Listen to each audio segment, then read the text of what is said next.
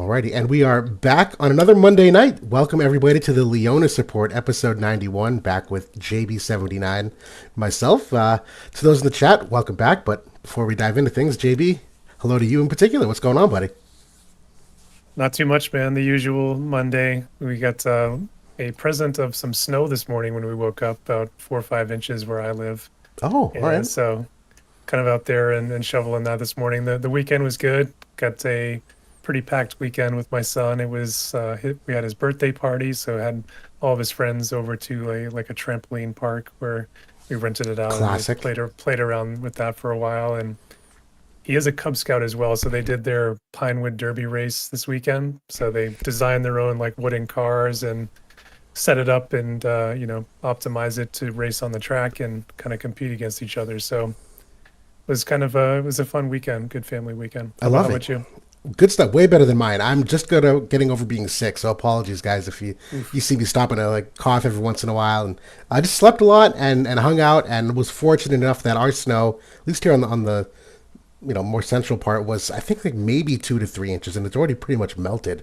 So we got Yeah, it did warm up today, so ours yeah. is most of it's gone too for us. Yeah, super happy about that. But that's it. All else quiet on this front. But tonight's report, we have a lot, but not that much. We actually have a announcement coming tomorrow, I would imagine, in game for what we're expecting. And so this is just based on our preliminary estimate of the calendar. But we are going to talk about Exdeath first and foremost. Now that he's been out for a week, we can talk about our impressions and how it aligned with our thoughts initially. But it is going to be more focused on Mont after we talk about Limited Guild War briefly too. But we got Mont, his sword, his vision card we're projecting to also come out simultaneous this week. We are going to look at some JP stats as well, where he is kind of taking the JP side of things by storm. And then we got MA2s and MA3s to cover. We got some Trial of Reckoning stuff to talk about, some JP news with a brand new unit they've announced, and then 5 hot takes, which I know will likely take up a good chunk of time because we have some really great hot takes to go over. But before we get too far ahead of ourselves, yeah, Exdeath. I know I just finally got him online today. I know you've had a little bit longer to play around with him. How you liking Exdeath so far?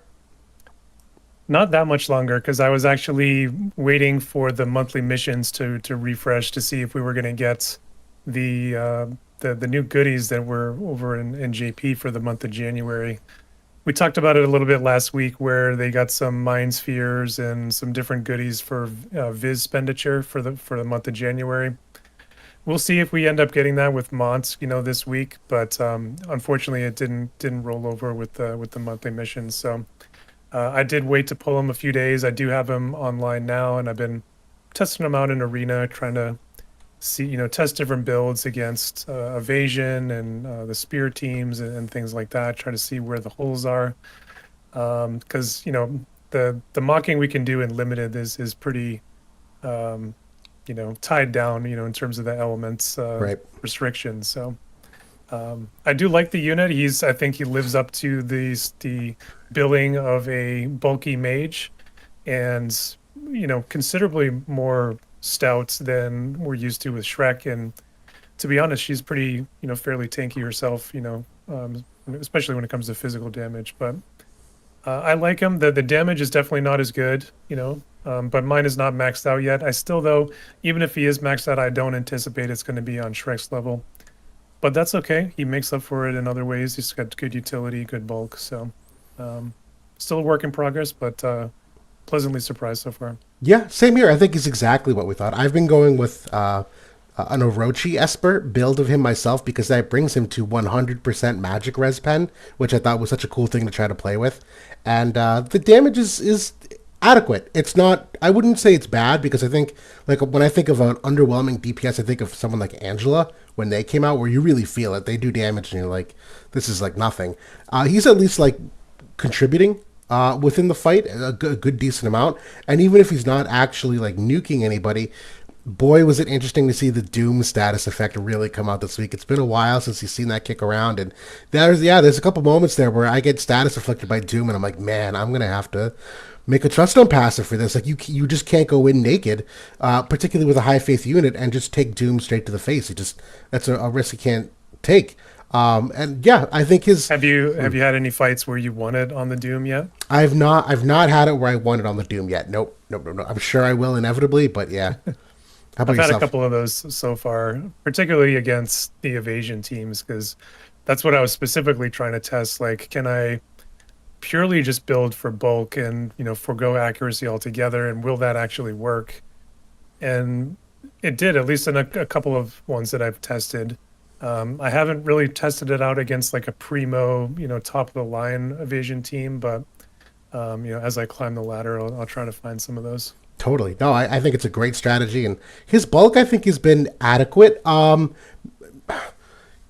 It's tough for me because I've even been playing with him as support, but he's not unkillable. You definitely can get to him within a reasonable amount of turns, and I've always not been a big fan of regen as an effect in this game. I think it's okay, but I just have never found it to be super impactful in often deciding like the number of turns that you die. I mean, maybe once in a while in those long trickle down effects, but even right now, when you kind of like stress test the limits of healing power on him, where if you go with like a defense or spirit trust on set on the left side, I think mine's healing for like 2k HP at its highest. And so, like, while 2000 HP on one single turn is certainly nice, I think you really need that like 50% heal back that we're used to seeing, or that burst healing from an external support, which you often will play him with, so it's there. But just as a general survivability, that's one that I thought could be better than I figured, but I don't see it yet. So while it's cool to have online, yeah, Yeah, I think his bulk doesn't feel as good without a healer to support him because he doesn't, he doesn't have that nuking potential that Shrek does, and the absorption in particular that she also has. That she often is able to completely fill her health bar on a turn. So he is more reliant on external support, which is fine. I think that kind of goes into his bruiser and like outlast kind of play style. Um, but yeah, I think especially against like physical damage, I think that's where I've felt he's the squishiest. hmm Magical damage he feels much stronger to me so far. I would agree. And yeah, I was just reminding myself because this is something kind of different about him. He doesn't really have a lot of self sustain in the kit. He does have regen, really, is the only primary way to do it. He's got no like damage absorbability that we're used to seeing. There's no heal back in particular, and so I think that's why if you don't have the prepper healer there, he'll just die because there's just not enough innately in the kit to really support him taking the brunt of that damage. Where out of the two of them, between him and Shrek, you ideally would want him to take the at least a hit or two more than she would. But you had just talked about something a second ago. What did you leave off on? Oh, magic versus physical. Yeah. So we keep hearing about this like wheel, like rock paper scissors, of how he beats Mont, but Mont beats Gilgamesh, and Gilgamesh beats Exdeath. I've been taking on some Pierce teams in Arena this week. I'm starting to see it now. I didn't think that Gilgamesh and Ramada were going to do all that well against them. They do way better than I thought. And it's so much damage that I actually don't know how else to mitigate it. Because I'm getting clapped, particularly if they start to lap me with that CT up and down of Ramada's limit break. That I am starting to see the matchup of how Pierce can overtake him, and yeah, I don't know a lot of ways to get around it yet. For me, it's more Ramada with especially if Ramada is buffing Gilgamesh for the magic reduction, Yep. and that shuts down Shrek early, and then it's not till maybe a turn later that Exdeath comes in and is able to remove it with the job 25 or whatever. Um, But even the then, CT down, you keep Gilgamesh will get that back later too. That's a secondary effect of right. one of his abilities, so you can kind of force Exdeath into reusing that ability too. True. Um, I'm definitely seeing it as well. I kind of was questioning it a little bit, kind of on the initial run of Gilgamesh, but I really think it's the pair of it's that culmination of those two working together that's um, does really well against this particular team. I think, especially if they have healing behind them. The CT down, they can get around it because Exdeath with his weapon, he's immune to it, Good point. and then you can use the Oldoa VC on Shrek to also get that nullified. Really And good call out. I've been doing that to try to see if I can counterplay against that and build against that spear team. And I feel like there are some ways to it, but it's an uphill battle. Yeah. No, which honestly I'm okay with. I'm glad that there's some kind of counterplay. It's just a little bit disheartening to know that we have more counterplay coming out for Exdeath with Mavia, where theoretically that looks to really be her wheelhouse. That we are already starting to see some potential counters to it. But that being said, it's still an exceptionally powerful team that does beat the things that it needs to beat. And so I think he's exactly what we expected. We're still going to see him only get better, I think, as more reincarnations get pumped into him, at least at the top end that we see. And then even from there, like, he's brand new. People are still min-maxing what cards are best, what's the best third support. You're going to get different maps where they obviously do different things. And so regardless, I think it's still a great investment overall. And I think the other thing we talked about was that there was value to this unit, even if he ebbs and flows out of the meta. And I've already been doing that with his commander ability is amazing for the greatsword team and like dark units in general. So in this particular cycle of limited guild war with Pain and Dark Veritas and some of these units, it's been nice. And then that TMR that we were raving about, already been using it on units like Agrius and others, and it's been quite nice. Absolutely. I actually still like this as a potential TMR for a support unit. One of my favorite things as a support, because they obviously have that AI that makes them like stay back an extra turn where they don't buff and move forward, is because this is a move +1. I actually like using some of these TMRs. I'll frequently use the regular Catone TMR, the Earth one. That's the hate down and the move and jump +1. Just for the idea of that, well, if they're going to buff, at least they can kind of like close the gap with the move. And so this one I could see as like a potential one because it's got the agility on it. You can throw this on a support, get them some bulk for the mid fight, and then you get that move so they can catch up to the fight, and they get themselves faster so that as your teammates are taking damage, you probably have more opportunities to heal it up a little bit quicker than you would otherwise. So I think that is my more like immediate, particularly because supports don't have the necessity to get all the buffs off like some of these DPS do, where it's like you have to get these two off and you can't have anything interfere with it. That I think I see a lot of good upside for them with this. Yeah, for sure. But yeah, we'll keep moving on here to the main like competitive content this week, which is limited Guild War. We had initially thought it was going to be the new 5-man style of Guild War, limited Guild War, because of the preview snapshot that in the tutorial screenshot within the notices, they had shown how to use 5-man limited Guild War. I never actually saw like a written confirmation that that's exactly what it was going to be, but the images were certainly there, so we were all anticipating it. We didn't get that, though. It is regular old limited Guild War with the regular old matchmaking with segregation of elements so that you don't have your counter element strong or weak, actually, within the brackets. How's limited Guild War been so far this week? I mean, it's been a while, at least, since we've had it. I don't know if that changes the perspective at all. Yeah, we went through a run where it felt like it was literally like every other week that we were running through, towards the end of last year. We had a good long break from it. It's been a couple of months. So, it's fine. It's kind of run of the mill.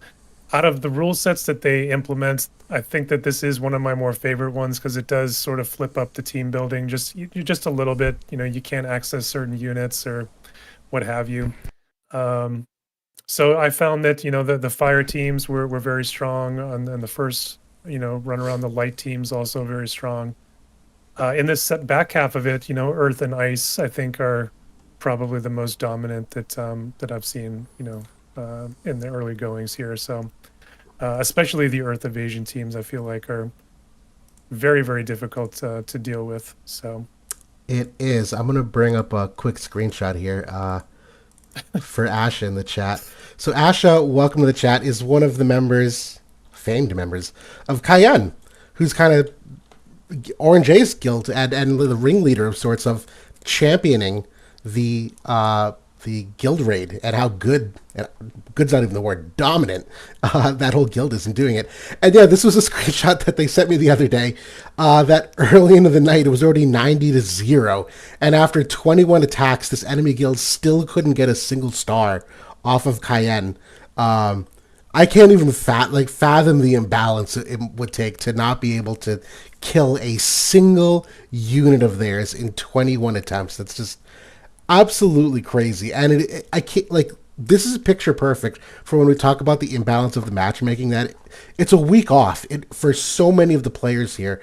It's one of the biggest things that we hate about it. From that perspective, I'm not happy Guild War, a limited Guild War is back. That's the least favorite thing. And we've always said this. I think it can suck out a lot of momentum sometimes. And as you start to get some cohesion going for Guild War, now all of a sudden when you have 10 days off and people don't have to mock, they don't check in, they start getting sloppy with hits again because they know the competition, they get some more leeway. It's just like, it just does a whole bunch of things to screw things up. That being said, I do agree with you. This is my favorite rule set. I love when they lock out the strong and weak elements. It just allow you to pick a team and not worry about that.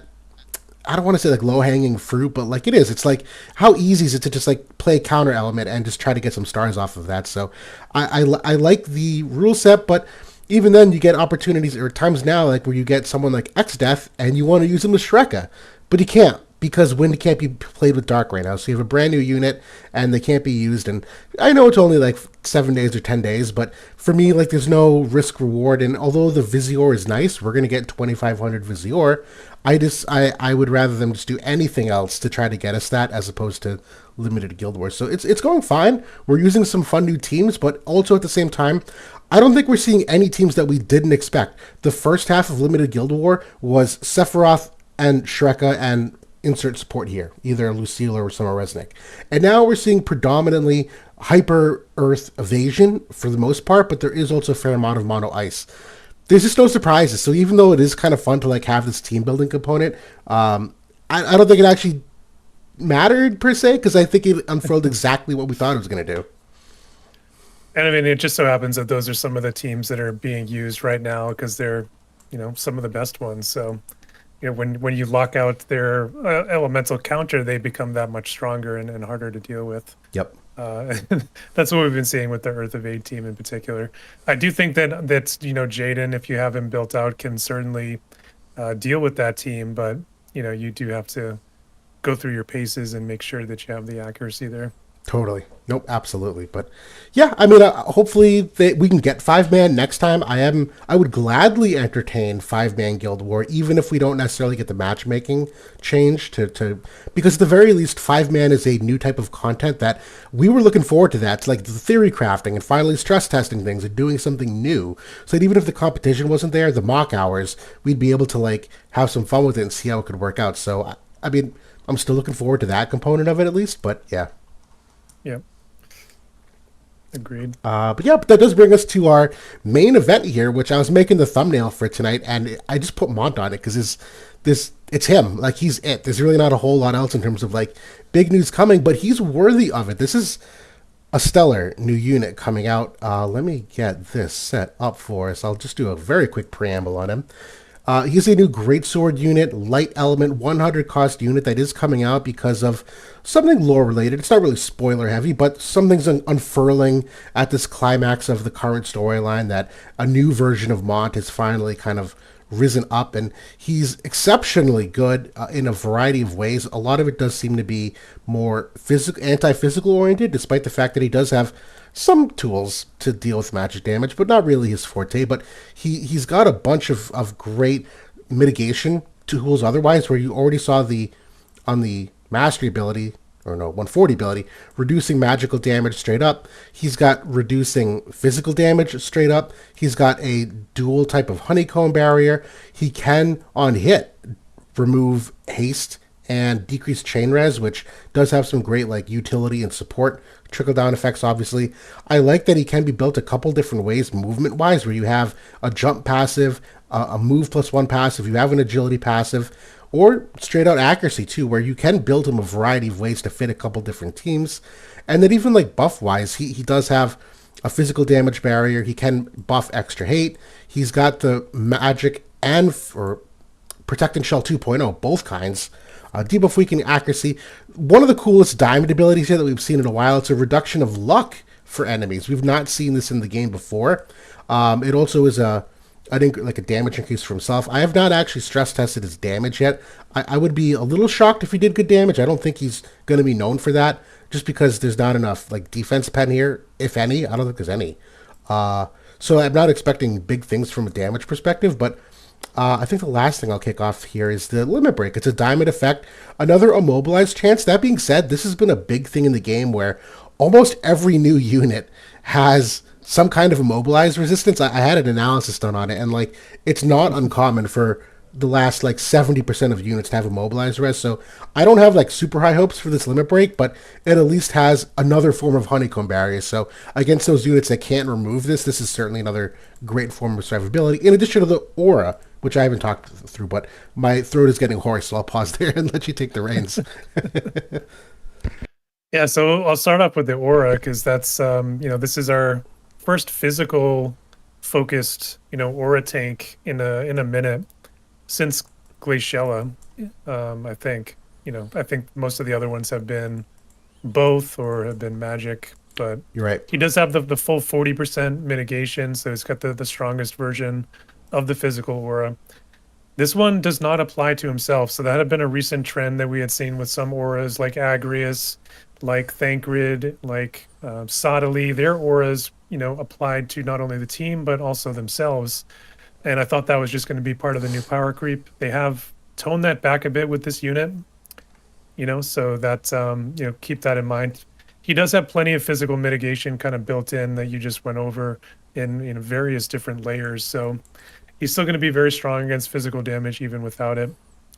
There are more and more like select 2 abilities with remove physical and stuff like that we have been seeing. Yuna, I think, is probably one of the key ones that does have that. It does only apply for that attack, but still, there is ways to bypass this that there haven't necessarily been in the past. He's very strong against missile damage as well. Like he has the counter at a 70% proc rate that reduces missile damage. He does have some innate resistance to it. That's right. He's got it on buff here too. But you're Got right. it on the buff. And then the counter ability here, this is big. Yeah. So against slash and missile damage, 30% reduction. So he's very strong all around. I think offensively, he's not going to like wow anybody with his damage, but I think it's going to be some chip damage. Maybe he'll be able to help finish units off, and he's got some large AOE's that he can throw out. The utility is there, I think, at least with the luck imperil, the light imperil. He does have a barrier break there as well, which is if you have him like maybe in front of Yuna or something, that's definitely been one of the issues that's kind of getting out the early barrier break for that team. So I think that'll be helpful. I think like in terms of how his passive is built, I see a lot of similarities to Agrius, and that seemed kind of like almost like a blueprint for this with like the hate and the physical reduction and then the built-in honeycomb. So yeah, he's very strong, very versatile, I think, and I think he's going to be like a cornerstone unit here for a while. Absolutely. And it is getting a new great sword to go with this. This is for all light units. So technically it could be equipped on Cloud even as an alternative. Its initial AP of 20. It's 20 AoE res pen and a 20 defense pen. And so this is where he gets most, if not all, of his defense pen. And I do know that I think they're leaning toward the AoE res pen because, a spoiler, flash forward, his vision card has 20% on it too. So when you combine the two of them, he'll get the 40 AoE res pen. And then I think they're just going for the slash res pen angle here. So I think that's really how he's going to deliver most of his damage. So he at least has a couple types of penetrations, even if though the defense one isn't there, not the end of the world. But I think, yeah, overall, I like the targeting patterns here. Like, I think this is smart that overall range is kind of limited. Obviously, you never want him to get baited early and not have the chance of getting this second buff off. You obviously have even options of third potential TMR buffs. There's no teammate buffs here, which I do like to see in a tank. I know that most tanks don't have teammate buffs, but something like Agrius does. And we've seen firsthand how sometimes you can mess up that turn rotation, that if you don't get that right, your Agrius suddenly runs backward and buffs a teammate behind her, and now all of a sudden she's in the back line, not the front line. But unit like Thancred that has 2 and go, Snow, I think, was famously one of the first tanks that I remember that had like 2 buffs and go. Celeste did. That's a really great like prototype that I'm glad that Mont follows, because that to me too is very user friendly for the casual player, that they don't have to overthink the agility timing and this and that. Like no, you put him in there and he walks forward and he's got the he starts off with the hate, so you don't have to worry about buffing or anything. So very straightforward for most people. So yeah, super versatile tank overall. A couple of things that we didn't touch on is tanks have historically been very inaccurate in this game, and he is, I think, the exception there, where he is able to build a fair amount of accuracy. He does have the passive for it. I believe he even has maybe some on his board. I don't quite recall, but then he has the buff here as well for another 30. Then with the luck and peril, that's kind of a accuracy boost for your team as well. So he does have the ability. You can build him hyper accurate if you do focus on it. Greatsword does have a lot of great cards for it, including the Tifa Vision card with the 42% luck and 15 accuracy for Guild War. You get the twofer in that one card, which is Absolutely. nice. Love it.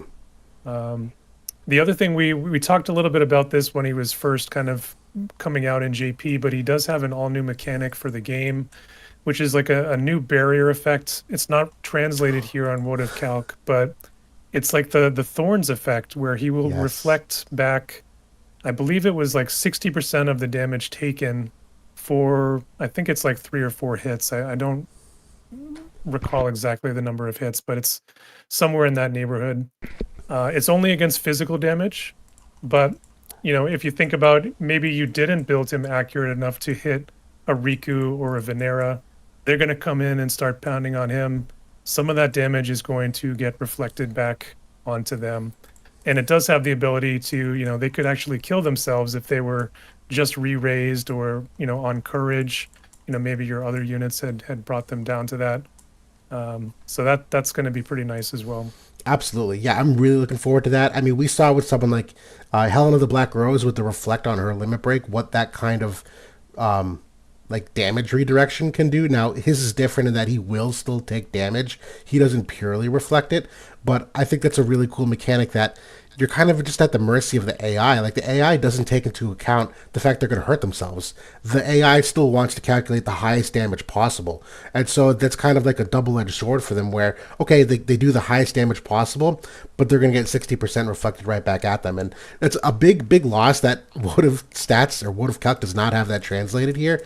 We'll see if we can maybe find a way to get that in there, because it's like one of the greatest things about him. It's one of the coolest mechanics that I think people are going to have to adjust for in some sense.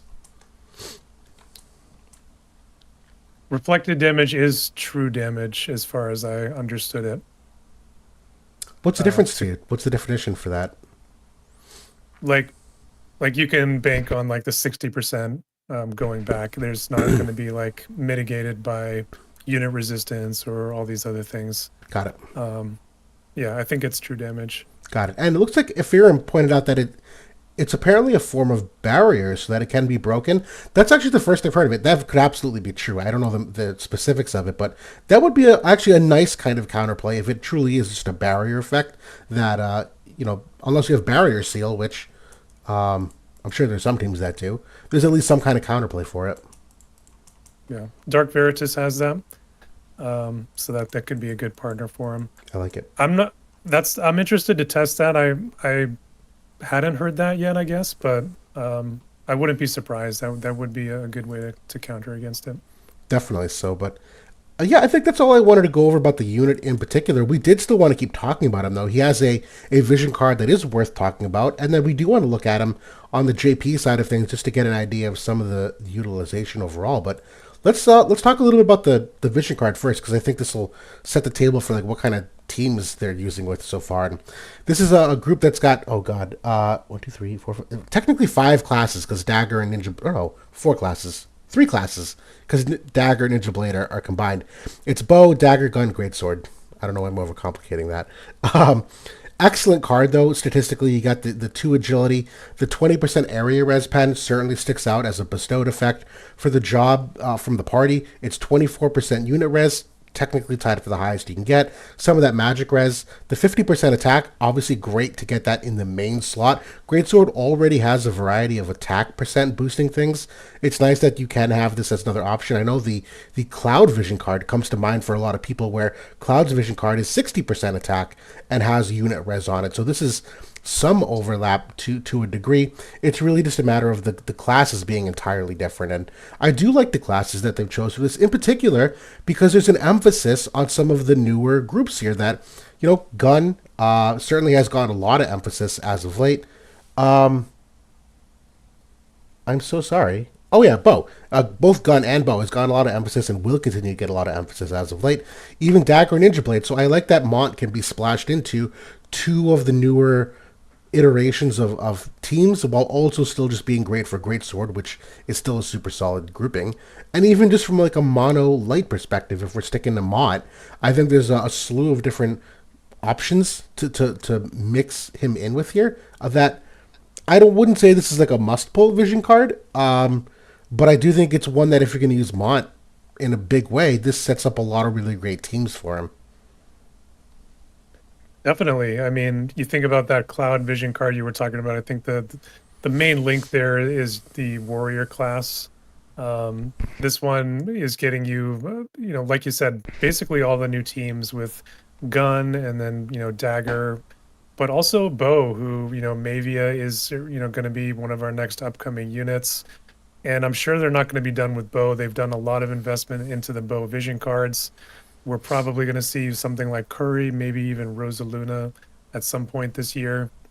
So, I think that that sets Mont up to be very versatile for all those new teams to tank for them, which honestly they can use tanks because the majority of them are squishy units. Good card. I love the stats. The bestowed I think is really what sets it apart from some of the previous cards where more and more we are seeing a select few cards with the area resist pen or the unit resist pen. And I think those cards are kind of at a premium because they can really set some certain units up to really take their damage up, a tick or two from where we're seeing it now. A unit like AC Cloud comes to mind immediately where he has 60% that he gets now on his cross slash. So give him another 20% here.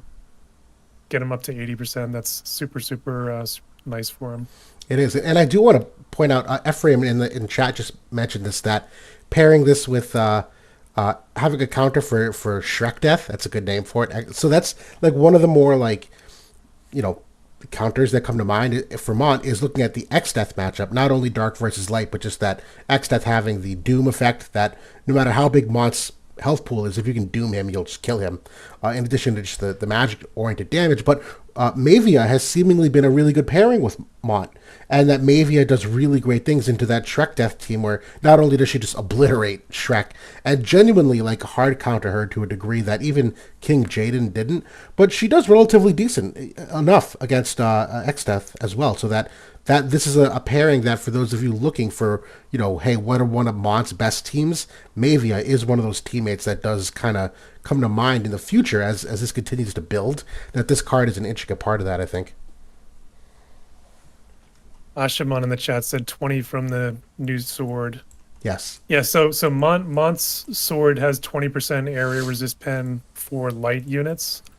But I think Cloud's Fusion Blade already has 20% area resist pen for himself. So I believe so. I think that is just going to be a side grade there. I think 80% is where he can get, unless you find some card that can give him another 10 maybe in the bestowed slot of his sub card. Nope, totally.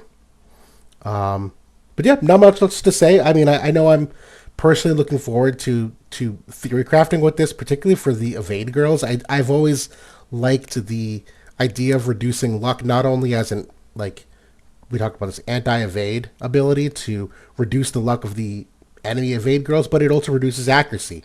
So if you're pairing him with Riku and Venera, all of a sudden you can reduce the accuracy of the enemy units. You're doing a heck of a lot of stuff for the girls behind him that, I just think it's fun to pair with. And even gun, we've talked about, there's a variety of third units we've been tinkering with. They typically are supports. We just now have kind of gone triple DPS and gone light Veritas as that third DPS for like Yuna and Jaden when we make those missile teams. But I think Mont could easily be a tank that kind of helps them out as well. Definitely. Yep. I don't think I have more to say about this vision card, though. Do you want to go to the JP stats and kind of check out what they're doing over there? Yeah, let's take a look at the pick rates and whatnot. I love it. So we typically kick this off. I know our sample size tends to be top 10. Debatable how you want to expand this. We certainly could too, but it tends to be generally accurate as you extrapolate throughout the ranks. But sorry, guys. Pick rate so far has risen as high as, like, let's say low 30% on offense, even higher on defense. So he is a unit that's being used with good frequency both on offense and defense, pretty liberally up and down the rank as well in terms of like which guilds. There isn't any one particular guild. I guess for defense there is, but guilds that like really like sway the distribution of his being used. And yeah, just in terms of like the most popular teams, it is seemingly the Cloud and Una version. So a nice blend of both slash and missile damage. Obviously, mono light being the emphasis, but the second most popular is that missile team we were just talking about a second ago. I would say some less successful iterations after that, if only because their star count and even the star count of the top team isn't spectacular. 2.4 stars is kind of a thumbs down. We look for anything 3 or higher because that would indicate you can at least clear at least one team and maybe a little bit of another. But I think even if we start going back a couple days here, you'll note it's not like crazy oppressive, but certainly is strong enough that it's getting the utilization. And so there's things to unpack, I think, in terms of matchups. But overall, like I think it's clearly being used a lot, and they're not giving up on him. So there's something there. Yeah, I think that they're, especially over like the past week or so, this team has been getting some a little bit of increased usage as opposed to, and we've seen Exdeath and Shrek come down a little bit. I think that's the effect of Mavia, kind of being, utilized maybe on offenses to easily pick those teams off. So maybe, they're kind of going for a more reliable option that has less hard counters, which the light team I think is pretty good for that. Um, Very versatile in terms of the different damage types and good accuracy. Kind of cover against evasion with Una.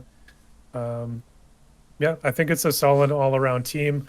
I'm not sure if it's the best team, but certainly I think we've been seeing it from the top guilds, and these results though aren't looking quite as good as I initially would have anticipated. But maybe that's also kind of a product of the number of people using it, and maybe some people are less successful than others. I would think so. And let me see if I can just filter on a little more recent stats here for us, just to see what offense in general. So like, even though the results aren't like super amazing, it's still like, how can I say this? If they were really bad, people would have dropped it already. But clearly, they're good enough that either they're good for chaining or they're good for hedging against a couple different things. That you're right. If someone went full evade, they can handle that a little bit. If someone went full magic, they can handle that a little bit. Even if it's not like dominatingly so. This is kind of like the strategy of Guild War that you see coming out. And honestly, I would imagine that global. I mean, I always pat us on the back. We find really creative teams that even JP doesn't get to use a handful of the time, and I would imagine we would find some other iterations beyond just the mono light that they are. But yeah, you can see on defense here that it tends to skew either mirror matchups. So maybe that's what some of it is too. That like maybe they just got a guild. The mirror matchup can go either way. But there is still a lot of Exdeath here, which is perceivably one of his counters. So we'll see how that unfolds. Yeah. And you can kind of see like, so this is the top 10. You can see that there's some wall switching and things going on where people are trying to play some of those mind games there. You see light was the highest maybe a few, 4 or 5 days ago, and then Exdeath and Shrek came back for a few days, and surprised to see. So like the utilization of or pick rate of Resnick is not as high as I maybe would have expected with all that Shrek play. But yeah, We'll talk a about little bit more talk about about that that later. more for sure. There is a good question from Chris Metz in the chat though, asking, "Is there any difference between modern bruisers and tanks anymore?" And I do think the answer is yes. I mean, I think just two things that immediately stick out to me. One of them, modern bruisers will do way more damage than tanks. I don't think there's any. I don't even think it's close. If they don't do a big difference of damage, then that's not a good modern bruiser. I think modern bruisers put up more than enough damage. We've seen that with units like Dark Veritas on the horizon, or even like Pain or there's others. Joom obviously is like the OG from a year ago, but I know tanks in terms of what they do with controlling enemy movement is a big asterisk that like people need to remember too. That the fact that you can maintain hate and dictate enemy movement from a variety of different slots, you guys would be absolutely shocked the number of like iterations of like the trickle down effect of how a team fight can go if you just take the tank in slot 1 and just throw them in slot 3, and that can flip an entire battlefield sometimes. And so that to me is the other standard like difference between them, why you might use them, at least to me. I don't know if there's anything else. I think kind of along those same lines is your more and more we're seeing select 2 units, and we're going to be seeing them, as we go forward here into this Exdeath Shrek, potential meta or mini meta. Being able to dictate one of those hits onto the tank is another valuable thing where you can maybe save one of your squishier units from getting hit, against those particular damage types. Absolutely, no, great point. Right, that you'll always have one unit sucking up at least one of those hits. Yeah, no, and just to answer the other question, any cards missing in JP that we have? I don't think there's any cards that in the meta sense that Global has that JP doesn't, other than maybe like I think the Sylvie Vision card came out. That was a good one for Jaden and Gilgamesh. But from like the Mont conversation, I don't know if there's anything for Light that the Mont teams have that JP doesn't. There are certainly some, but I don't think related to this conversation. I think it would be more you'd be looking at like maybe bestowed effects for the Light team, like good one. Dark Bahamut, I think is one of the classic examples where Light unit gets 10% agility for wearing Dark Bahamut. Yep. JP doesn't have access to that, so that could potentially make that Cloud Mont team even better. Yep. But I think that those are where we see more differentiation, with our limited bestowed abilities. The Greatsword team itself doesn't have any unique vision cards. We don't have any. I don't think we have any unique Light cards. We had the Elena card for a while, but JP ended up getting that. Yep. So either way, his adoption rate high enough that they clearly thought something was there. Then again, I know JP does tend to have a little bit of a bias towards some Light units. We actually saw this with Lucio the Luminous last year, where he was also kind of similarly like a New Year's unit of sorts, and we were whelmed with him. Like we thought he was really good, but JP like really ate him up. And that might just be a pulling habit. I know we do have some just straight up pulling differences too of units that we like versus what they like, and that could be part of it too. And obviously when you pull a new unit, there's an incentive to use them, even if it's not the best thing ever. So there could also just be some bias there where people pull them and like, fuck it, it's a new unit, I want to use them. So they just are. Yeah. Yep. Asha in the chat brings up the Hio Vision card.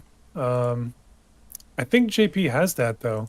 I think they ended up getting that one. I think maybe we got it first or like around the same time, but I'm pretty sure JP has that card. In order to change the world. Yeah, they do have it. They do have it. You're right. There was a delay on that card though. That's a good call out. Good. Okay. Yeah, I think that's everything for just looking at, again, a high level, just some of the utilization rates and adoption rates of him. We can get into some more of the other convos here if it's anything else at the moment. Yeah, Ash, it'd be at the bottom. If you scroll down to the bottom, I think it's out of order because it came in late. But no, okay, we'll keep going on here. So we have a couple upgrades for characters coming in this week, primarily MA2s and MA3s. No limit break upgrades to my knowledge, and I don't know why I changed screens. We're going to stay here. One of them is for Young Eld, a water unit from roughly a year ago. They are giving him an MA2 at this time, and he's getting 15 accuracy. He's getting 20 AoE res pen. And then they are upgrading one of his abilities. I think it's a super interesting upgrade, actually. I'll highlight it real quick. If I'm looking at this correctly, so his large, extra big cross shape it's a little bit out of order here, I think. I think the upgrade here is that it's getting the removal of AoE wide res, but I'm also pretty sure, I just realized this today, it's getting a range extension. I think this is going out to 6 squares now instead of 5 squares. I don't know if I love or hate that. I remember that there was times before where sometimes he might get baited because he's a little bit slower. He's got no agility passives, and so there were often times where, particularly with like a hasted enemy or someone with an extra move, we would have times where we had to pick and choose between him using his general barrier or using a TMR, where we'd use something like the Kane helmet, and you had to pick or choose. You couldn't do both because he was gonna get baited because he was too slow. I'd have to play with this a little more. I think this is objectively though like what he needed on paper. I like it though. I mean, it could be worse, but for an MA2, I like it. He definitely will be at risk of being baited on some maps. That is definitely an issue. Overall, though, I like the range increase just because of the barrier break seal issue, where having the longer range maybe can allow him to, and even if he is baited, maybe being able to remove the barrier right away is a good thing. Yep. So I like it for that reason. I do wish maybe the AoE pen was a little bit higher than 20, because his damage definitely doesn't feel nearly as good as it did before. But maybe getting rid of the wide res on top of the 20 area pen will maybe make it feel a little bit better. Maybe we could see a Pierce card come along, like the new Mont card, and have 20 area res pen, or maybe an Esper to kind of patch that up a little bit. He is going to be hyper accurate, though. I think he's going to be one of the most accurate units in the game. Yep. He was already very strong in that area, but tack on another 15 for free is pretty nice too. As far as MA2s go, I think that they did him pretty nicely here. I think so too. I was just checking if they plus sixed his weapon yet. I think it was like this week they might have done it. They've done that like it's been for maybe Yeah. a few weeks or a month. Never mind. I was hoping maybe they did something cool, but they didn't. Yeah, no. I mean, overall, I agree. I mean, it could be worse. He is still a power creep to a degree. I think. I mean, unless you max reincarnated this unit, I don't think he has any real chance of making a splash here. Chris Metz asked, "Is he better than Glaciella?" And I think the answer is it depends. I think Glaciella still does really well for like anti-evade, but I would say he's much better than Glacial. I would think so too. I think she's just more like niche. Yeah. Outside of maybe like just the elemental, counterplay. Yeah. For a general use, I'd say that he's much better. I would agree with that. Yeah. No, there's still stuff. I mean, obviously this is an older unit, pre-power creep, so temper expectations. I wish we had an MA3 here too, just for fun, because I don't think this is enough to really do anything. But as far as MA2s go, it's okay. He needs the LB upgrade too, which they have been getting to him. We've seen units from around his era starting to get those, so I don't think we'll have to wait too long for that. Yep. I mean, maybe that's where the area res pen comes. Maybe it's like AoE pen for a couple turns and better than nothing. Yeah. But the other upgrades here are MA3s, and these were the first batch of very controversial MA3s because they are limited to game modes. We came out pretty outspoken against them. We hate that idea. I still hate that idea. It's unnecessarily complex. It's more stuff we have to remember. It's stuff that doesn't affect the game balance. These are not units that are going to come in and just overturn the game balance in one mode or the other. And in-game, in notices, like there's not a good way to highlight that in particular. So for the average player, they're just not going to know on a whim exactly like what they have for each game mode. So I think this was a terrible precedent to set. I still feel that way. I'm sure you probably do too.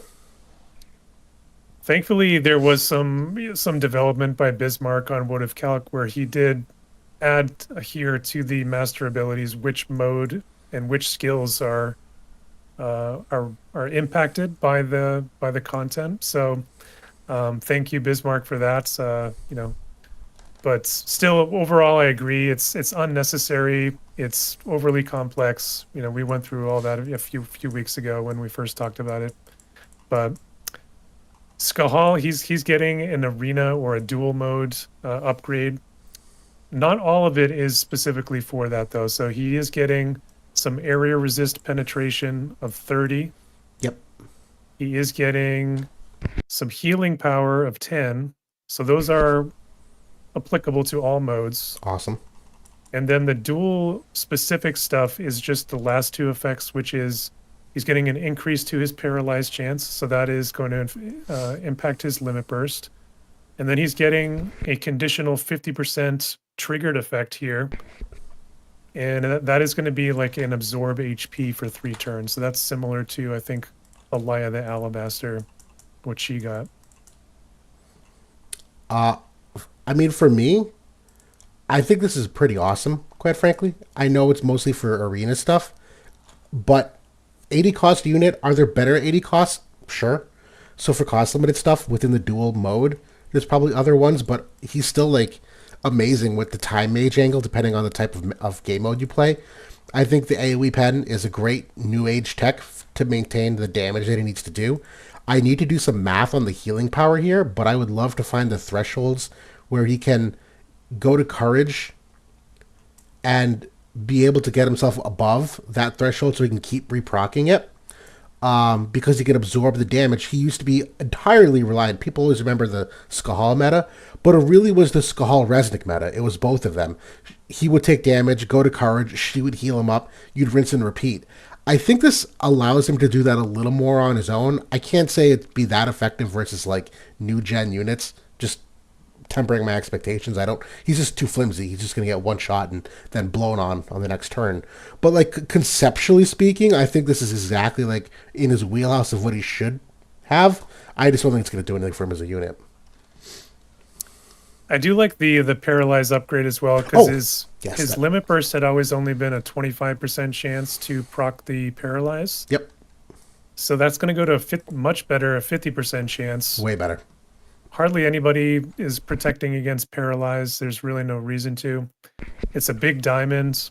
It's got a nice imperil on there. That also is an absorbing attack innately. Honestly,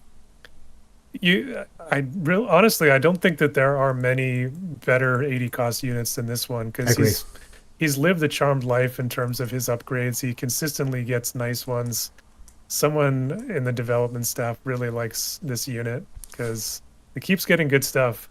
I agree he's not going to be competitive whatsoever compared to the new gen units, but in like certain situations, I'm sure he can be pretty decent. Does damage still. Yeah. No, it's true. Actually, I just wanted to. Yeah, I mean, as far as like 80 costs go, yeah, I was thinking like tactics units, quite frankly, but yeah, even then, he's like what, number 2, number 3. After that, it's right up there. Absolutely. So overall, thumbs up, but yeah, don't have high hopes. The next one here was Raph, though, who was historically a really popular unit, a unit who likely got max reincarnated by many people because of the festival banners and whatnot, and obviously being the amount of reruns that she's gotten over time. She's getting a ton of extra HP here, 20% extra HP. She's getting the 10% agility as well, where, yeah, she's a little bit slower. And then she's getting, for guild maps, a magic honeycomb, which kind of needed. It's not oppressively good or bad.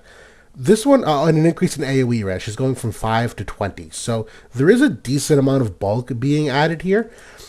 I don't know what else I would have done, because at this point in the game, she really is kind of like a meat shield, and she just does some utility-based things with like the defense and spirit imperil, the chain extension on the limit break, the dark imperil depending upon the team you're using, so like you get that extra imperil in there. I still have not been seeing amazing results with Raph, despite the fact that I think they've nailed every single one of her upgrades so far. Like, I think giving her this like 20% physical damage aura could have been a lot worse, but I unfortunately have not been. And that's always on as long as she's alive too. Exactly, which is nice. Yeah, it's incredible. Right, because it's on her mastery build. It's not a buffable skill. This is permanent. Yep. So this is still like on paper a relatively solid unit. I've not seen her really do anything though outside of casual stuff, but I think to that, I agree with you that we haven't seen this unit anywhere. I think part of that though is her job class. Mace is in the dumpster. Like, yeah, no good support at all. There's really only been Halloween Alaya, which, to be honest, is a decent unit, but not a transcendent unit that is bringing that class to the meta. The cards even have been few and far between. And Dark itself, we've talked about ad nauseum. has been one of the worst elements overall. Just, there's been swing and misses on units. There have been complete misses with, Angela and, things like that. So I think it's getting to the point where maybe it's like playable in some situations where, we have seen Dark improving quite a bit here with Exdeath, and, some of the old units like Seafer are still very viable. Um, it's, the barrier seal is pretty nice on the LB. I don't know. I think maybe if you've reincarnated her, it could be worth a spin just to try it out, but it would have to be against like a physical / heavy team for. I don't think that she's going to live too long against any primo magic dealers. I'd agree with that. But yeah, that's basically everything to cover for unit upgrades. We are getting ones for the lower rarity Fina and for El Sorel. El Sorel's is a quest related one, which leans into her ability for like high score content, which I'm glad they recognized. It's from what I hear, a decent upgrade or decently good upgrade. I don't know if we wanted to go into it. Do you want me to bring it up or yeah? I think just kind of honorable mention. Fina, El Sorel also getting them. Fina, obviously, that's nobody's using that unit. Yeah. El Sorel, same thing. But for like the scoring modes, she's gonna get like a chain imperil on her drain rush. Pretty nice. So be good for the light team and guild raids and whatnot. Definitely so. But in terms of other new content, we are very likely to get the Trial of Reckoning rerun here. And not only are we getting the Necklace of Compassion, which is the original item that you can get, but we also have a new item. And so we are going to talk briefly about both of them. The Necklace of Compassion here, this is a very poor item. This was, I think, one of the last versions of TOR accessories that kind of put like all 3 units on the same ability. It wasn't until after this Final Fantasy V event that they finally like broke it out to be individual, and you could feel it. This is just like I'll be honest, a really bad accessory. The only one it benefits is Lena for the cast time down. It's admittedly one of the things that fixes her from a cast time perspective, and the only upgrade here, outside of just some of the stats here, is that you're going from 5% human res to 10% human res. So as far as I'm concerned, this upgrade is 5% resistance for Lena. That's it. That's as good as this upgrade gets. So negligible. We've probably already spent too much time talking about it. Yeah, pretty disappointing that they did so little for a UR quality, like, Trial of Reckoning item. They really mailed it in with this one. Yeah. Both originally and with the upgrade. Absolutely. But we do have a new item, and this one I think is significantly better. And they've actually done a really good job with a lot of these Trial of Reckoning ones. Some could be controversial, like putting a range +1 for Yuna on the Trial of Reckoning item. We know arguments can be made that should have been her kit regardless of it, but we've seen ones like with Squall and the increased honeycomb that one gives, that it stacks, that like they've gotten creative with it. And this one, in general, for all units that wear it, it's 10 unit res and paralyze and stun res. Low-key kind of love that, because these are not ones that we commonly put on Truststone passives. We're kind of forced to right now, at least the stun one because of Venera, but would be kind of nice just to get this inherently on it. But in terms of the units, I know unfortunately I don't have like a good graphic for us to go through this, but this top one here is Exdeath. I will probably focus mostly on this top two. This top one here is Exdeath, where it's a 15% magic damage increase when your health is above 50%, which he will be for a fair amount of time. But it's also 15% physical wide res, which I like. He's got the magical amount innately. This also gives him the physical component. So not only is this an extra form of survivability, but it's an extra damage increase. I like this a lot for Exdeath personally. Yeah, I like it too. I think the real question is like, is it good enough that you'd maybe trade out a Maximilian? And at that point, it's like, probably not. Right. So that's kind of the trouble. Like maybe you could look to like a TMR armor piece, like if you were going to use Keen Blade on him, for example, then this becomes like a more compelling item. I think though that in most cases you're probably sticking with Maximilian or like an accuracy item if you're kind of trying to build him that way. Agreed, though, it is a very good item. I think that they did pick kind of like nice, compelling passives here, though. I agree, and great call outs on the alternatives. I think the only other one I could think of is that if you had another armor user in the party, only one could get Maximilian. So if you were running him like a mono True. dark team with the Veritas of the Dark, maybe you want the Maximilian on Veritas of the Dark instead of the Veritas accessory, which maybe you would if you want to bulk him up. And so this is the alternative. But you're right. Other than that, it would just be for a TMR play here on Exdeath. The one they gave for Gilgamesh, I actually like this a lot. It's a 20% physical barrier for all intents and purposes for 2 hits, and accuracy of 20, which again is kind of that nice midpoint. This does not have an exceptional amount of accuracy on it innately, but 14 is not nothing, and it's fortunately on all 3 versions of the build, so you can get that 14 no matter what. This one's kind of nice just because I know Gilgamesh has not done all that great against physical damage. It's not awful, but that's not his forte. And so the fact that you can kind of like add a little bit in here, I actually don't mind it because you are often pairing him with a support. And I think that 20% is likely the difference between like proccing courage and not, and or dying and not, or if someone removes your courage, that whole song and dance. So I like this, to be honest, for him. I like it too. I think that the accuracy, like 34 between the two, it's a little. I mean, it's obviously it's less than like a Marshmallow or Alex Ring, but it's still within the ballpark that you can kind of look at the what you're getting overall here between the unit resistance, the stun resistance. I think it makes it a little bit more compelling for him, where I can see myself maybe using it.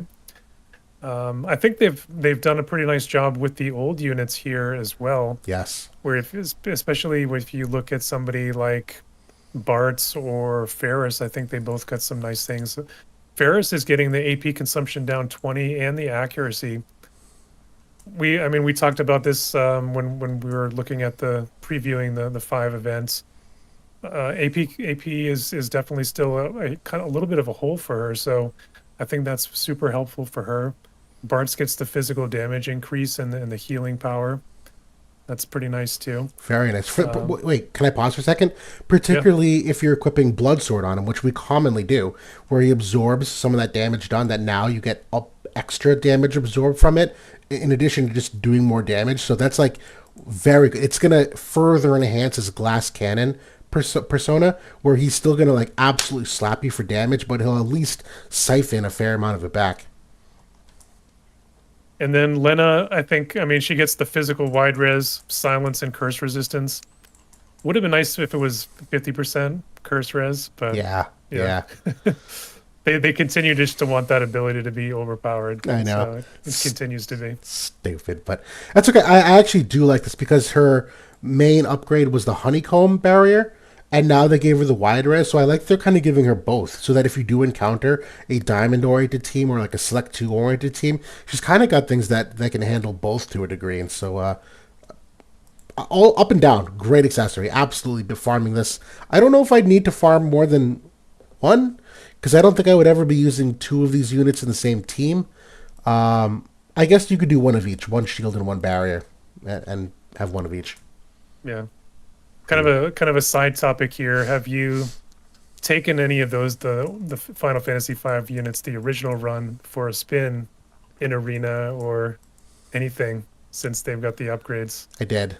So I tagged you in Discord yesterday. We famously ran a team of Eld and Faris and Summer Glaciella on this same map in Limited Guild War.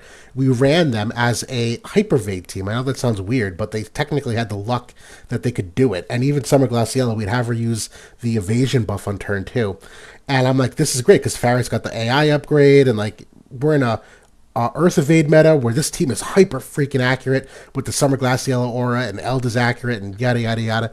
And this team got absolutely blown to smithereens. Summer Glaciella got absolutely destroyed by Riku of all people. Even Riku on young Eld and Summer Glaciella like cleaved half their health in one hit. I was flabbergasted because Riku doesn't always hit that hard on first hit.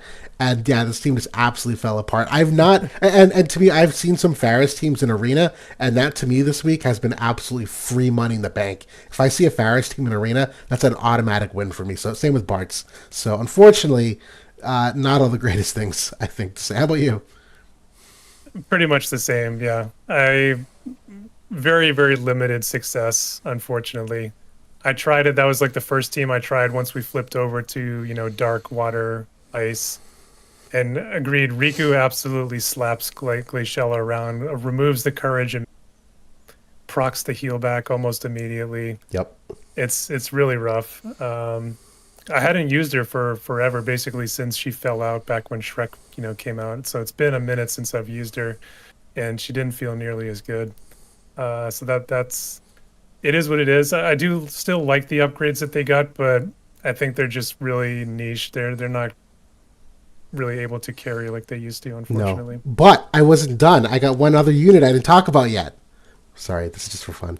I actually am using Lena this week. Lena in Arena, Okay. and I've not stress tested it. It's not amazing, but for the mono staff black mage team, she is staff black mage, and so running Shreka, Lena, and Exdeath, and she comes in there and she gives the spirit to the team. All the other upgrades I could probably list them again. But one of the nice things I'm enjoying about her, again, on this rerun, is the, not just the survivability, but the fact that this buff now I can pass on to Shreka. So I've been giving my Shreka re-raise and Earth Res. So I've been targeting these evade teams with this orientation of units, and it's just been fun to use. I think Summer Resnick objectively is like the best all-around pick, if I had to pick. But like the cards line up perfectly. It's been a lot of fun.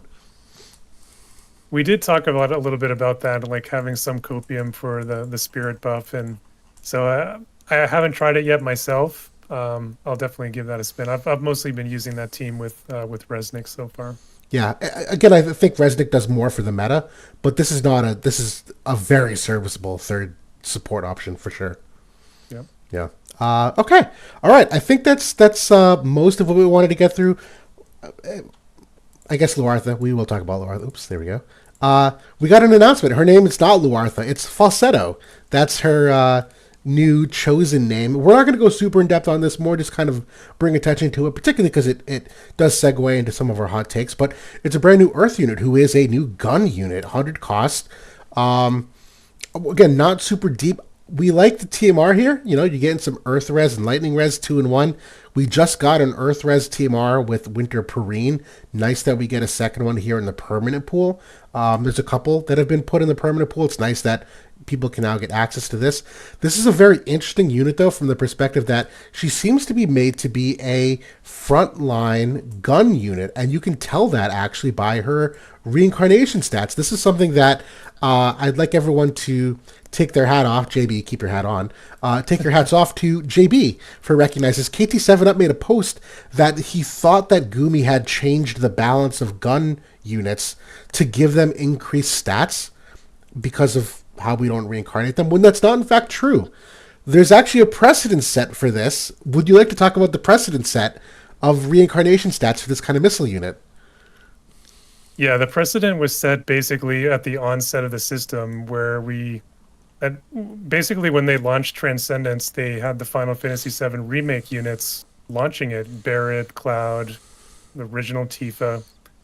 And Barret was the first unit to implement this frontline gunner reincarnation with, higher HP, a little bit higher on the attack as well. And then the other stuff is more or less similar.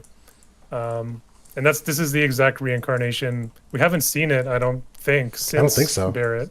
Right. So, Sorrow or Falsette, or however her name is going to be, is the first we've seen in some time. So it's not a new reincarnation, but glad that they are, going back into the bag of tricks here and giving her something different.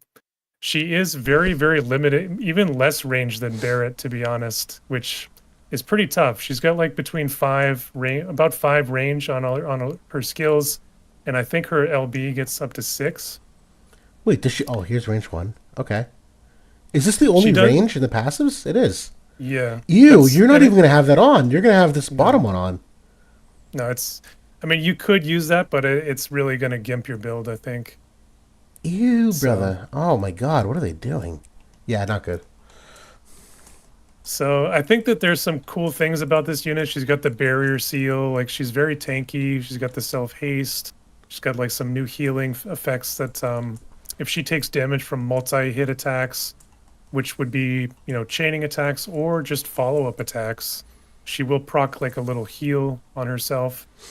She's got like the mid-fight barriers that she can put two hit barriers. That's a general barrier as well.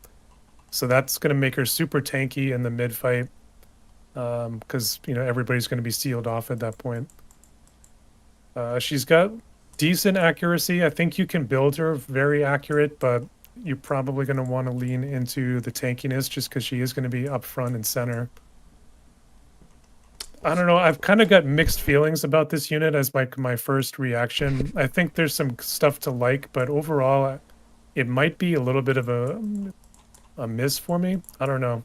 I have to see more of it, but I think that she needed to be 6 to 7 range and not 5 to 6. Personally, I think that's where I would have started. I would agree. We're going to talk about this more in a second as part of a bigger conversation, but my initial thought on seeing this unit, I don't love this unit. I think this is more complex than what people are ready for in terms of regular competitive play. This strikes to me as the kind of unit you get for the commander. This is a Guild War effect again, and it's for bow and for gun. And I could easily see this unit being one that you pull, because right now Jaden is limited to dual. There's really not a whole lot else for gun or bow or the marriage of both of them. That this to me is like one of the first units that has come out that I'm like, wow, that's like clearly a commander unit. Particularly Winter Parine kind of is too. Winter Parine you saw a mile away. Like this is like a commander only unit for like really competitive stuff. But this as a 100 cost unit, I look at this and I'm like, oh man, like bro, 15% attack, 20 crit rate, 10 magic res, 10 unit res, and 20 chain res for your unit and Jaden. They're going to eat with this. In addition to the commander effect of the reduction of magic damage and the AP of 10, like forget about it. Like that's exactly what they needed. So this is a commander effect in my opinion. Yeah, I like the commander effect. I think that just getting all the reduced magical damage for free is pretty nice, especially on like the Katana team. More buffs for my man Sephiroth, who was obviously needed him. That's right. He's fallen behind. He's not at 50% pick rate anymore. No. He fell a little bit. He's like 40% now. Gumi saw that we rated him as an A unit, and we got to buff him. I He's love got to be the top unit again. Yo, what's up? Is that Ram in the chat? What's up, homie? Welcome to the chat. We got a little bit of time left here for you. Everyone, welcome Ram9. What's going on, dude? But yeah, that's basically the JP news. We are going to segue here to the hot takes, which is probably one of our most favorite segments because it is just like A, fun to debate stuff, but B, it's fun to like just talk through random topics. And our first hot take of the night is going to be Mont will be a more popular pull than Exdeath. Is this a hot take or do you think this is true? What do you think? I think this is true. I think he will be more pulled. I think light in general, people are excited about it because it's gotten a lot of development. It's gotten I think a lot of people have Cloud, a lot of people have Yuna. They want to kind of complete that team. It's been a solid team over in JP. It's been getting a lot of use, especially as of late. Exdeath, I think, not as popular of a character overall, even though he is Final Fantasy. I don't know if he's as popular as Mont. I think that's where I would land on this one. Okay.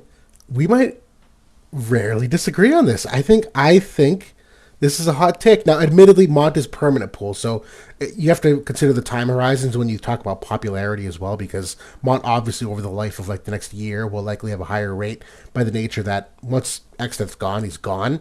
But I actually think that I think between like you and I and content creators have hyped Exdeath enough that a lot of people have already pulled for him. I think a lot of people realize that Exdeath is strong into Mont, and so the fact that you already have it's very rare for someone to like pull a unit that's countered by the unit you just have already. And I think by the nature that Mont is permanent pool, a lot of people from like an economical perspective will be more willing to pass on him than they will be willing to pass on Exdeath. And obviously we see Exdeath immediately go into the Shreka team, which everyone and their mother has. But I think Mont is going to be slightly harder for the average player to team build around. Because, you know, a lot of people at the top end, we have no problem mixing rainbow teams and, you know, finding cool matchups. But I think for the average player, like putting Mont with a gun team is going to be weird. I don't know if everyone's like comfortable with that. Obviously, Cloud and Mont seem like a slam dunk, but I don't know if people will see the stars align for Mont the same way that some of like the top end play will. And so I would actually tend to think that Exdeath might be the more popular pull. I mean, to be honest, I can see it going either way, but I mean, for the more casual player, I can just see them leaning on the Greatsword team. Like they have Cloud, they have Joom, maybe they've been, you know, whittling away at Dark Veritas or Pain. I think there's plenty of options there just for like a slash team that, you know, they don't necessarily need to go with, you know, and link them into Gun or link them into the Evade Girls. Or I think those are maybe more of like a power gamer kind of play. Yeah, no, that's a good point. Yeah, I mean, either way, he will be pulled. I just, it's a good question. Which one will be pulled more? And on that, oh yeah, sorry, what were we going to say? I was just going to say, we'll see it pretty soon, you know, in terms of the pick rates, you know. Yeah. I can see some people passing with and maybe saying, well, the anniversary is going to be here in 2 or 3 months. Maybe I can just get him for 2K paid. I'll just wait. I can definitely see that happening too. Totally. Well, and also the pack H timing might affect things too, where when Mont comes out right now, people likely have already spent their pack H's or are close to it. And so I know that's a big determining factor for whether people can pull a unit or not. And if they've already spent them on Final Fantasy V, they might not have that capability for Mont. Yep. Okay, all right, that's a good one. The second one here, again related to Mont, Hero Mont's Vision card makes Cloud scary again. And I think we're talking primarily about that AoE pen on the bestowed, but obviously just the fact that it's more bulk, 24% unit res is higher than Cloud's, I think, or it's equal. Equal. No, his is he gets the 60% attack. He's got the boosted attack, 20% unit res. That's right. So right. So technically more bulk, but still 50% attack, and you can still use the Cloud card in the sub slot. Yeah. That this would technically make Cloud scary again. Is this a hot take or is this true? I don't know if it's scary, but I think there is. I think that there is some truth to this because he already is. It's very easy for him to ignore slash pen. It's easy for him to ignore defense pen or the majority of it. So then, you know, his cross slash removes wide res already. And getting 80%, that's really the only thing left at that point besides like physical reduction or an aura. That's the only thing he really can't deal with, or like light resistance or something. So it's pretty limited on what's able to shut him down like defensively at that point. So I can see him doing quite a bit of damage, you know, wielding that card. Yeah, it's definitely objectively more damage. I don't know if I'd say make him scary again, because I don't know if he's doing enough that an extra 20% penetration would blow your socks off compared to what you're seeing today. If anything, I think maybe Mont himself as a unit could make Cloud scary again, where right now Thancred and Cloud are a great duo, but Thancred's obviously more anti-magic, but you bring in Mont, who's a different kind of take for the anti-physical, for that aura, but then also the decrease of luck. Cloud notoriously has like a accuracy problem. And even when you max his accuracy to the moon, and we have a max reincarnated, he still can't even get close to like hitting the top tier stuff. That maybe with Mont next to him to give that luck and peril, I still don't think it does it, but like it gets it closer that maybe you can kind of gear Cloud for some other things. I think this is a hot take though, because I don't think it's going to be a huge. The vision card is going to be a huge bump for Cloud. I agree with that. I think it's more the culmination of a few things happening, and the card is just part of it. Yep. No, totally. The third one here. Oh, this is such a freaking good one. I'm so glad you picked this.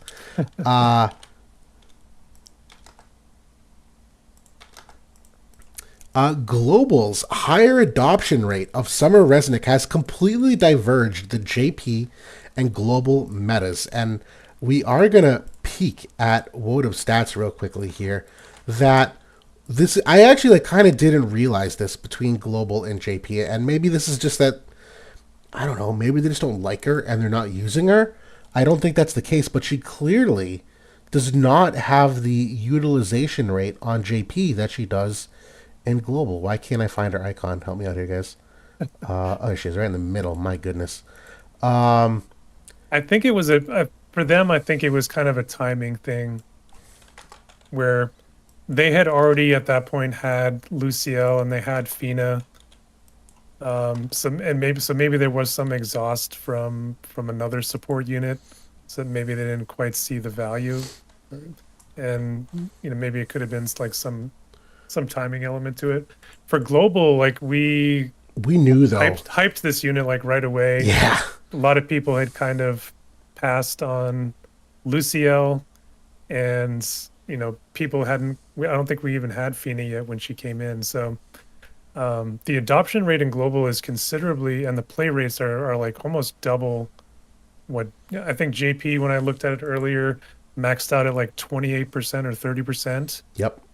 And it's over the last 3 months. So you could go back further because she technically came out in the summer, but I think this still proves the point. She's getting on offense here, 31% pick rate. On defense, highest is like, 32% here. And in global, she's at 42% and above 50%, almost 60% here in global, way higher. And I do think that's a function of people owning her. It's a good question, though. Have we diverged metas because of her? I would say yes. I do think there's a couple other factors. There's always factors why we diverge from them. I do think that they also heavily went into Garusa at a time that I see Garusa being used in teams that we don't use here. And then I just straight up see us using teams that they never used. And I think one of the ones I was looking at here, see this Castle Courtyard of January 8th? I want to compare the teams used here on the same day. And so if I go top 10, I'm going to go back to 1-8 here for us for when this map started. And we're going to go back to, I know it seems far away, but December 2nd, because that was the time that JP had that map come out. I was comparing the different teams being used. And just to get an idea of like, are we using her different? And the answer is yes. We have this huge uptick of Dario teams in global that JP just like doesn't have. Like that team doesn't exist in JP. And I think that's kind of like also been part of our divergence from the meta, that we have this team that has solidly on lockdown, as well as even the evade teams. Like this is a really well-rounded team of 3 that Summer Resnick can enable, and they just haven't tapped into it at all. So even from like, I know it's only one data point in one period of time, but the fact that it's not even like a top team here, like no one's using it. So I think that's got some pretty massive meta implications, that when you have 30 teams on offense using this, and they've even made walls of this in global. We've had Ashura a couple weeks ago and some others. Like this was a walled team. So I think even Dario could be part of that consideration, unless they just didn't think of that, which is also possible. I think that's I was kind of thinking about this in a forward sense as well, where the more popular combination in JP has been predominantly with Luciel and Exdeath Shrek. There has been with Resnick as well, but I think by and large the more popular one has been the hasted Luciel. And in general, I think Luciel has been the most popular support historically. Even through the summer, I think she's been mostly preferred over Resnick, which I think has been the opposite for us here in global. And I think that we've been able to harness better, not only because of like the pick rates and the utilization rates, but maybe just finding those combination of teams like the Dario team, like even we're using her on our light team with Thancred and Cloud. It's been very strong. So we've been able to find those combinations where getting the follow-up removal, getting the barrier seal, and then just in tandem with like the CT up healing and stuff like that, that she's been a more popular and reliable pick for us here in global. Can I actually address something in chat real quick? Greatestness, Brad pointed this out. I actually, I think I disagree with a couple of points here, and we'll see if I'm way off. The first statement was that they think our foresight into the meta gives us a big advantage. And the thing with Summer Resnick, we were simultaneous drop. So although we had sure a little bit of a meta snapshot of like Fina coming out per se, we both were analyzing Resnick at the same window of time, and we could only pick her up at the same window of time. We clearly all had her like way higher. That it wasn't like we saw Summer Resnick like a month ahead of time and we decided on her. Like we were both making real time decisions on the unit. But then the other thing about the next comment, that by the time they figured Dario was good, out comes Gilgamesh, so they don't try it. Like Dario was huge for JP in the Helena meta. Like Dario single-handedly like carried the Helena meta. If anything, Global was the one that didn't adopt Dario for so long because the Helena meta was like basically already over by the time Dario was coming out, and I think he has rerun several times. So I don't even know if that's true. I think that Global probably skimped on Dario as compared to JP. So they're good comments. Yeah, we didn't end up needing Dario early on Helena because we got Joom early, and that completely changed things out, and we were launched right into the next gen meta about a month earlier than they did. Right. So Dario really never had a home for us, for in global until recently and over the last several months. And he's actually turned into a very popular and effective team. Yeah.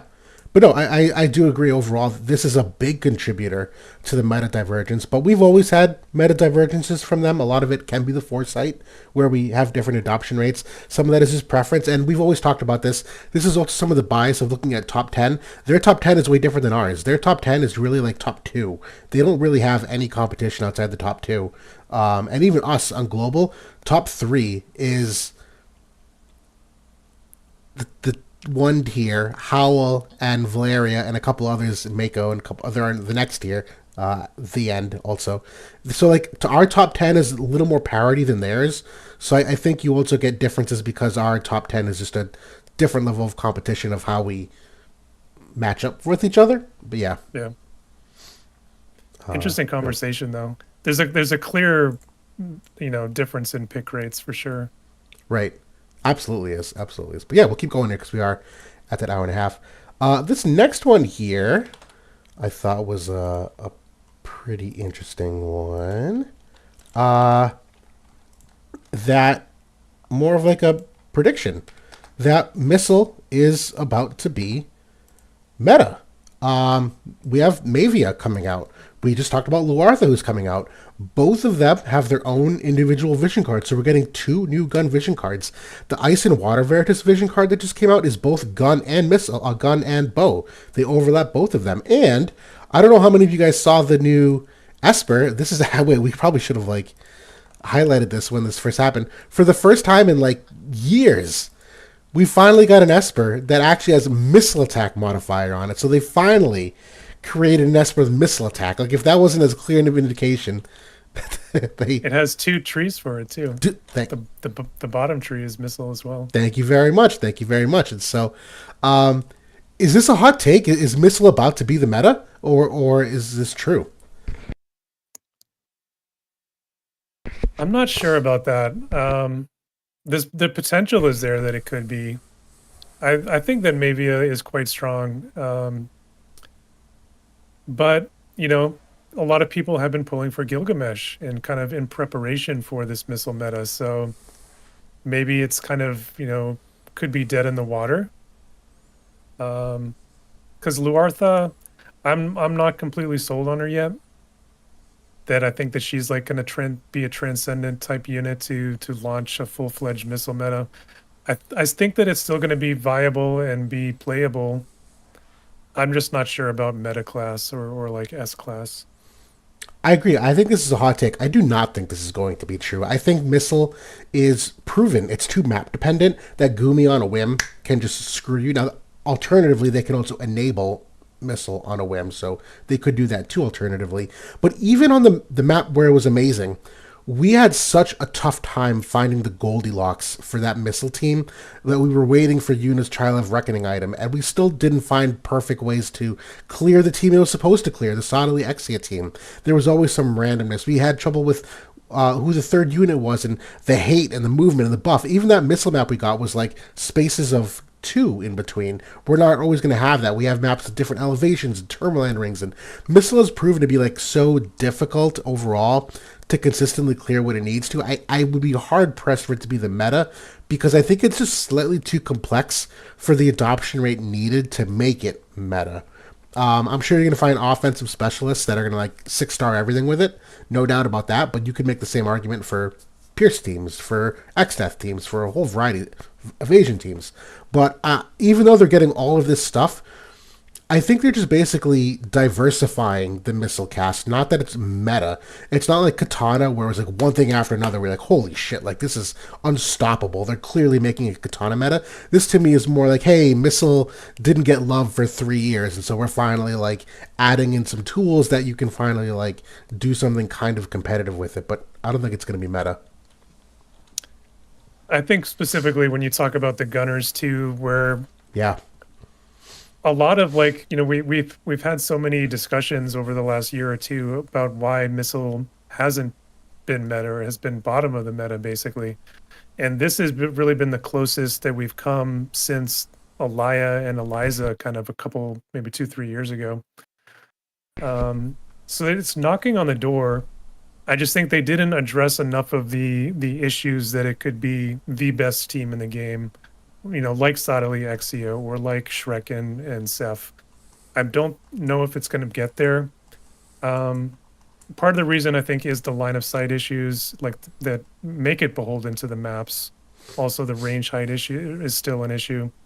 That's one reason why I do like Mavia being a bow unit, where they have that advantage, to this day. So we'll see what happens. Absolutely true. And still, even for me, I've yet to find a unit of the missile class that's better than Yuna. I still think Yuna is like the unit. There's just way too much in that utility that when you start team building, and if you're like, unless you go triple missile, which is inherently kind of imbalanced, you might be able to get away with it. There's at this point too many cooks in the kitchen. If Yuna to me is like a must have in that party, maybe she's not, but I think she is, then like you can only pick so many other iterations. You can't use all 4 missile units at once. You have to pick only a couple. So even though there's a lot, I think it's just too much. Yeah. This last one should be... I know people in chat are likely going to enjoy this one because people love talking about MonoElement. Who doesn't? It's very easy. Right now, we talked about like one of the weakest classes. We thought Dark a while ago was the overall like weakest mono element, but right now of all mono variations, that mono ice is the strongest group right now. And even in the last like month, pre limited Guild War, let's see if we can actually show this. People were walling, like the top guilds were walling full ice. I know like Final Boss was, Chocoboss was. I can't remember exactly what day it was. Yeah, like just straight up full mono ice as best they could on a handful of days. Been rare since we've seen that to have a mono element wall of anything, and that to me may be an indication that mono ice is the strongest group. Is that a hot take, or do you think that's true? It's a little bit hot for me because I think part of the reason why that was done was specifically because of the Dario and the win teams that were being played by all over the place and also getting walled. I do think that it's very, very strong. So I think that it's at least debatable that you could make an argument and you could probably make a convincing one. For me, though, I don't think that it's the top one. I think personally that I would probably say wind is stronger overall. If you made mono element, if you had to make a mono element team, this isn't what's the strongest element. This is like if you had to make a team of 3. Oh yeah, okay, okay. Because I don't think wind really loses too much of anything. Well, I guess that is on the back of Resnick though, so it's not really a mono wins team at that point. Correct. Although the Garusa version is pretty good too. So, I know. What why don't you take it from here? Because I'm rethinking now. I think the best mono element team right now has to be Fire. And a lot of that is carried by Okay. Summer Resnick. The fact that she's in this grouping already gives them 50 points to Gryffindor. Like, this is already a starting spot. But then you throw Sephiroth in there as the second, and then when we've seen the results of both Gilgamesh and Crimson Wizard, not everyone has Crimson Wizard, but this dude nukes most of the other, like, magic meta units. And Gilgamesh, obviously, you've played with this team in the last couple of weeks. This was clearing a lot of stuff. I think if you had to pick a team of three for like the strongest, and I think the caveat to this is that if ice is the second strongest, mono ice loses to mono fire. So like by default, like of that element wheel, mono ice can't be stronger than mono fire because fire just beats it automatically. So I think for me, mono fire might be the strongest mono element group. Light is a very compelling third choice though, but I think light, Lotus Mage Fiend has been kind of hit or miss. And these unit teams, we even just saw on JP, the mono light teams, it's not perfect. Those fire teams, though, are dominant.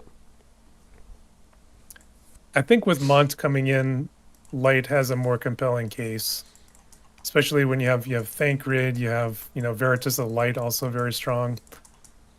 It's getting to the point where Light is right up there. It's debatable at that point, right? You can make a case for it. Overall element, I think Light's one of the strongest. There's a lot of really stellar units here. But as a team of three, you can only pick three. I think that though the meta is like in a really interesting spot though, where I think you can make a case for several elements at this point, and there's a lot of counterplay in between them. Like obviously there are some ones that are weaker. I think Lightning is probably on the weaker end, although there are some good units there. But think about it this way: we had limited Guild War with all these mono element teams. How many mono Lightning did you see? None. Yeah. Like it just wasn't there. So I don't know. I think we're in kind of a Wild West, situation at this point. So there's a lot of good teams and viable teams, and it's been making the game a little bit more fun recently, I think. Definitely has. But yeah, that's everything we wanted to cover for today. Again, mostly oriented around the new Mont unit, which does look to have some big potential ramifications. We'll see if that actually plays out here in Global, but would be nice to get back to regular Guild War and finally see Exdeath and Gilgamesh kind of in full fury, potentially too, now that there's been a little bit of time to build them both up. Child of Reckoning is a great PvE content for a lot of those high score players. I know it's lost a little bit of its luster the last few runs because they've shortened it to only 1 week long. There's been less incentive to get multiple copies of the item, whereas back in the day, going for like the Shinra bangle or the ribbon, like there was more of a incentive to get multiple copies. So there's still some stuff that I wish they changed with Trial of Reckoning, and obviously Reincarnations has really like thrown that game mode to kind of like on its head of the competitive angle of it, but still a really fun game mode overall. Looking forward to it. Yeah, it's fun to fight those bosses too, like some of the famous villains. I don't know if we're going to be fighting Exdeath this time around, or I don't know. I forget if it's just going to be Gilgamesh again. But either way, looking forward to it. Got to use up all those pots and farm up all those points for the boss runs. That's right. But that's it for now. Thanks for watching, everybody. Good luck polling for those of you that are in a couple days, because again, we're only getting the announcement tomorrow. We're probably not getting Mont for 3 days at minimum at this point. Should be Thursday. Yeah. So good luck for those of you polling if you are. But thanks for joining us. We'll see you all next Monday. Have a good night, everyone.